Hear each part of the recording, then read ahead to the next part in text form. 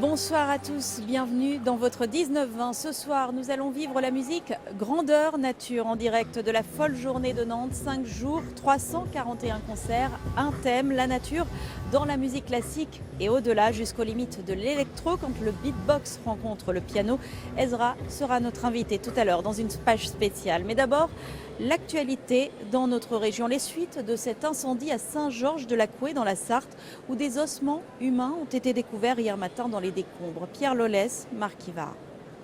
Voici les premières images du lieu du drame.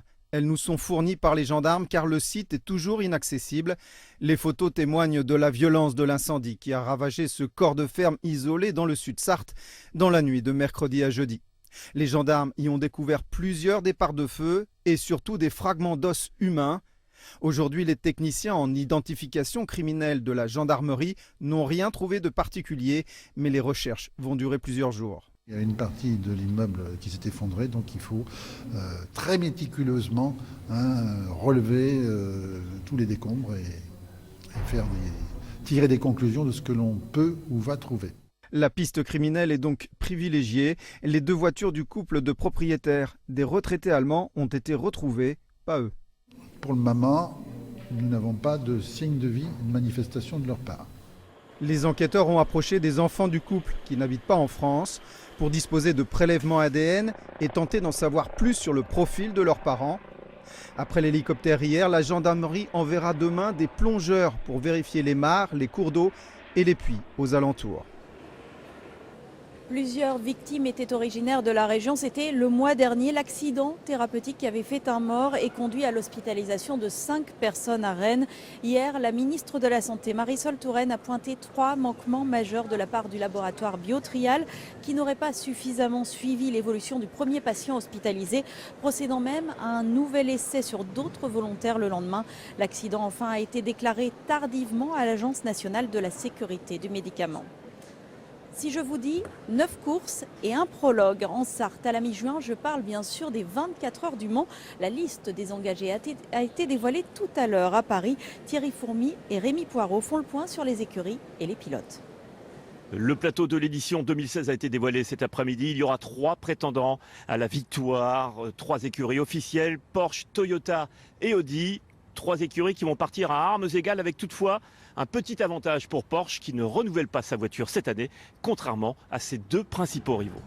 Porsche étant le grand vainqueur de l'année 2015, ils ont plutôt pris une approche prudente, c'est-à-dire qu'il n'y a pas de révolution technique dans leur voiture, ils optimisent.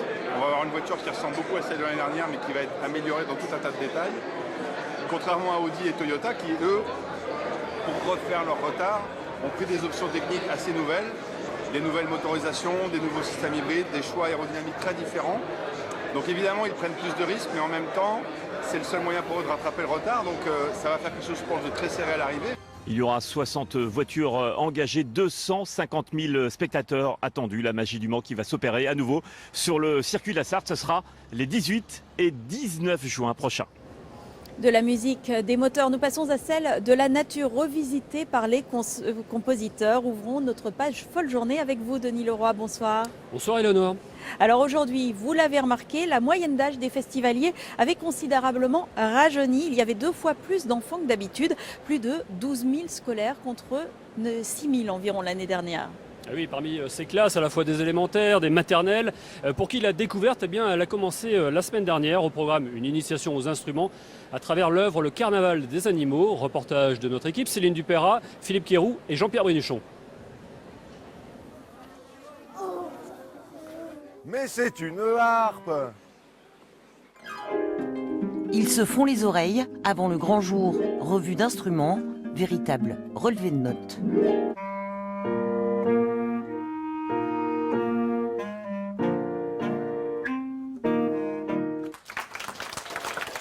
Je préfère les musiques un peu... Enfin oui, il est un peu rap. Mais là, j'ai bien aimé. Moi. Mais oui, elle était bien. C'est vrai que c'était bien. Ça change d'avant. Oui, ça change beaucoup. On n'a pas l'habitude d'entendre ça. On va travailler durant l'année, oui, sur ce genre de musique avec des écoutes, etc. Et puis du coup, avec cette séance d'aujourd'hui de découverte, voilà, c'est un peu la préparation du concert de la semaine prochaine. On a tenté de capter leur attention en adoptant une forme qui soit un peu ludique, un petit peu, voilà, qui cherche à les intéresser et puis surtout à sortir du poncif ou de l'idée un petit peu préconçue de la musique classique qui s'écoute dans le recueillement en étant très sage et très attentif. Excités comme des puces, les voilà prêts à se laisser remporter par le carnaval des animaux. Une jungle sonore qu'ils savent désormais décrypter. Du coup, le concert fait mouche.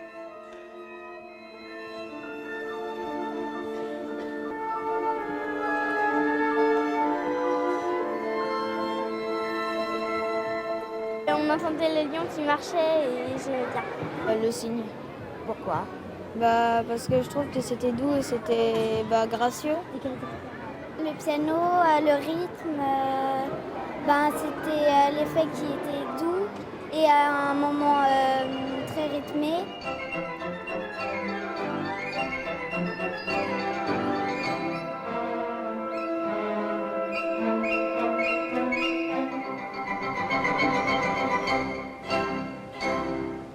La folle journée du côté spectateur, mais pour les artistes aussi, c'est toujours un moment particulier. Sandrine Gadet et Jean-Pierre Brénuchon ont suivi 2 d'entre elles. Alors l'une est habituée, l'autre un peu moins, artiste lyrique basée à Nantes. Elle chantait là pour la toute première fois, reportage à la fois en coulisses et puis sur scène. Elle avance d'un pas tranquille et serein dans cette cité des congrès qu'elle connaît par cœur. Claire Désert a participé à 21 éditions de la folle journée. Et c'est pour cette pianiste un plaisir toujours renouvelé que de jouer ici, de partager avec le public un événement dont les thèmes imposés stimulent année après année sa créativité d'artiste. Ça nous oblige aussi à la fois à donner des choses que l'on a à notre répertoire, bien sûr, mais aussi à aller chercher dans les recoins, peut-être à faire découvrir des pièces. C'est aussi l'avantage des folles journées avec tous ces concerts, de jouer à la fois des choses que le public attend, mais pas seulement, des choses qu'il pourrait découvrir, et puis nous aussi, que l'on va découvrir. On essaie d'aller voir dans les tréfonds du répertoire. Et on est très heureux aussi, ça nous bouscule un petit peu. Pour la Nantaise, Cécile Gallois-Priol et sa pianiste Laurence Chiffolo, cette folle journée est une première et un honneur, nous confie Cécile, à la saveur bien particulière. C'est toujours un stress supplémentaire de chanter devant des proches, enfin, pas que, mais aussi. Donc c'est vrai que j'ai un double petit stress, mais bon, ça fait partie du métier, on a l'habitude de le gérer et c'est aussi un bonheur.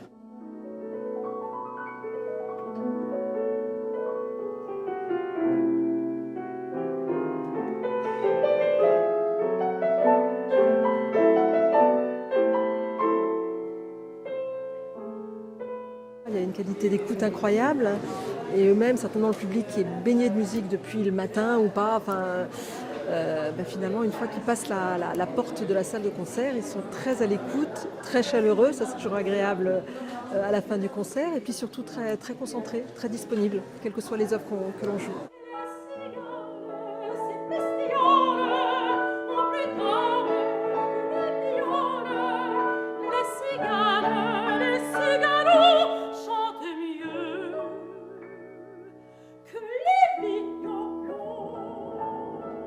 Même si on revient en spectatrice, ça sera différent maintenant, oui, je trouve. Oui, hein, tout à fait, hein, oui, tout à toi, fait. tu y avais, tu y avais déjà joué. Donc, je connais l'ambiance, je connais comment ça se passe. Mais on a toujours envie de revenir l'année prochaine.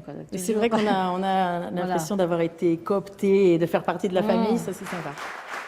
La proximité avec le public, son écoute bienveillante. La magie de la folle journée a une nouvelle fois opéré et les unes et les autres sortent galvanisées de leur concert avec une envie commune, prolonger ou réitérer l'expérience. Des musiciens, et vous l'avez vu, un public heureux. La nature est bien faite, hein, ces éléments, ces animaux ont inspiré quantité de grands compositeurs. En premier, on pense à Vivaldi et ses fameuses 4 saisons créées il y a 300 ans et qui sont toujours reprises par les musiciens d'aujourd'hui. Dans cet extrait de concert que vous allez voir, Vivaldi se marie avec des compositeurs très contemporains comme John Cage ou Philip Glass dans un duo de pianistes, Brubaker, l'américain, et Tristano.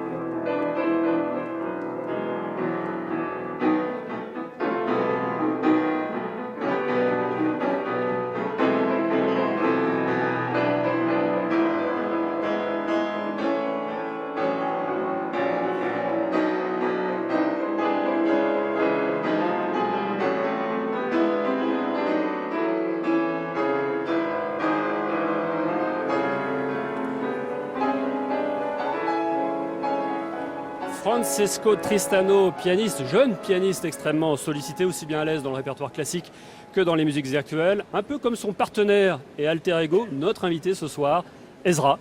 Alors lui est au piano, vous êtes à ce qu'on appelle au beatbox, vous avez le micro comme ça contre la bouche, et qu'est-ce qui se passe après ? Il se passe que je fais tout un tas de bruit avec ma bouche, de sons musicaux j'espère. J'imite des instruments, je joue avec tous les petits recoins de la bouche qui permettent de faire des sons. Ça donne des... par exemple. Des sons extrêmement variés que vous allez voir tout de suite dans cet extrait de Time Lapse, création de la folle journée 2016.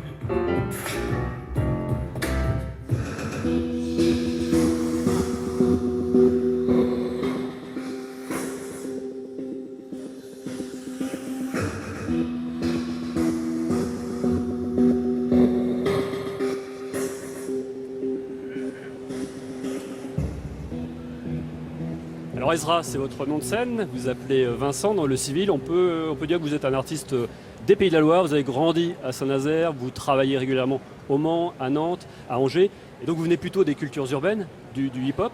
Alors pour vous, ce monde du classique que l'on voit ici à la folle journée, au départ c'était quelque chose d'assez éloigné, mystérieux ? Mystérieux, oui. Alors j'ai un tout petit bagage de connaissances classiques, mais un peu comme toutes les musiques. Enfin, j'ai écouté beaucoup de choses très différentes. C'est effectivement le hip-hop qui m'a amené à la musique. Aujourd'hui, j'ai un bagage qui serait peut-être plus électro, mais j'ai écouté plein de choses, des musiques du monde, des choses plus rock'n'roll. Et ce qui m'amuse, c'est de jongler entre tout ça. Ici, un événement comme celui-ci, c'est l'occasion justement d'être au contact, de voir et d'écouter tout un tas de pièces qui sont encore vivantes. Alors Tristano et vous avez un point commun, vous avez là une petite trentaine. Qu'est-ce qui vous rapproche, en plus de l'âge ? Je crois qu'il y a ce goût de mélanger tout un tas d'esthétiques, de mélanger les pratiques, de se servir à la fois d'instruments acoustiques, le piano ou la voix, et puis aussi des machines, d'outils plus électroniques, et puis un énorme goût de l'improvisation aussi, ce qui est chouette parce qu'à partir d'une écriture un peu souple, ça nous permet de créer quelque chose de très vivant comme ça sur le plateau. Un petit mot, en plus de la voix, vous rajoutez beaucoup d'images, beaucoup de visuels. Oui, j'ai pour habitude de travailler avec des éclairagistes, vidéastes, etc. Là, on est toute une équipe pour ce spectacle. Alexandre Machefel, Martin Herman, Olivier Claus, etc. Et l'idée est de travailler sur toutes ces interactions qu'il peut y avoir entre la musique et le visuel. Ouais. Je rappelle que vos concerts sont complets, malheureusement, Vincent, Ezra, mais ils sont visibles chez nos confrères de Arte Concert, à voir donc sur Internet. Merci. Merci. Alors c'est une autre star de cette folle journée et tout aussi inattendue que votre invité Denis dans un festival dédié à la musique classique. Hubert Reeves, 84 ans, sans doute le plus poétique des astrophysiciens, raconte tous les soirs la naissance de l'univers, depuis l'infiniment petit jusqu'à l'infiniment grand. Cosmophonie mise en musique par l'ensemble Cassiopée. On écoute un extrait. Je voulais m'adresser à tous ceux que le monde émerveille. Raconter cette longue histoire qui s'étend sur 14 milliards d'années, qui raconte les collisions de galaxies, les explosions d'étoiles, les chutes d'astéroïdes, qui parsèment notre passé et qui nous ont fait ce que nous sommes. Vraiment l'idée qu'on aime la musique, on aime l'astronomie, donc on les met ensemble, on fait quelque chose d'agréable. Bon, on a une composante écologiste, mais ce n'est pas fondamental, ce n'est pas un spectacle de participation, mais on en profite pour faire passer des messages.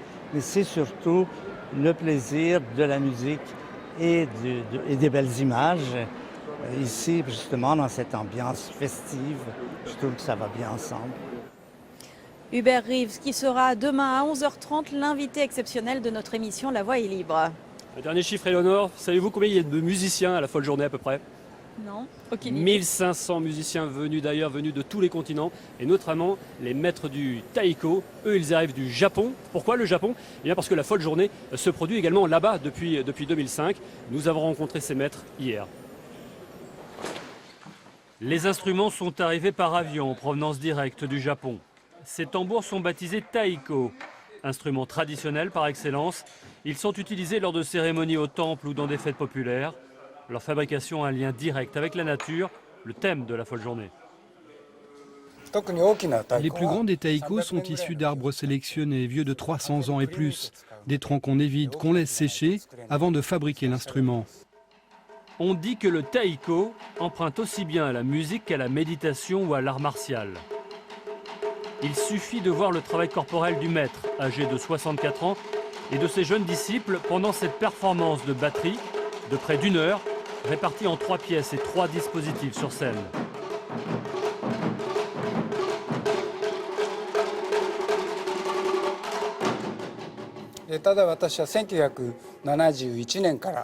J'ai commencé à jouer du taiko en 1971. À l'époque, cette musique n'était pas jouée de manière professionnelle. J'ai donc dû composer les morceaux et faire la mise en scène moi-même.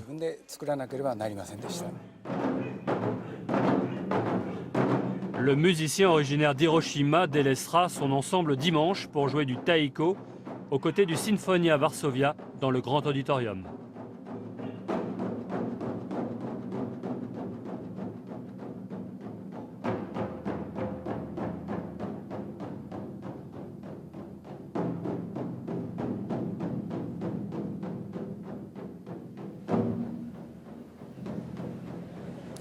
Des batteries extrêmement impressionnantes, je vous assure, quand on est dans la salle, Éléonore. Et à propos du Japon, savez-vous que bien notre invité de tout à l'heure, Ezra, il se pourrait qu'il se produise à la prochaine folle journée directement au Japon. Exportation donc d'un artiste made in Pays de la Loire. On essaiera de le suivre. En tout cas, merci Denis Leroy. C'est déjà la fin de ce journal. Merci de nous avoir fait suivre cette folle journée en direct depuis la Cité des Congrès à Nantes. Je rappelle que la folle journée, c'est aussi à suivre sur notre site internet France 3 Pays de la Loire. Il reste des places pour certains des spectacles. Dans un instant, vous retrouverez vos éditions locales de France 3 Maine et d'Estuaire. Nous, on se quitte en musique avec Le Papillon et la Fleur de Gabriel Fauré. Un extrait du concert hier soir de Cécile Gallois-Priol, la soprano du reportage que vous avez vu dans le reportage tout à l'heure. Passez une excellente soirée sur nos antennes.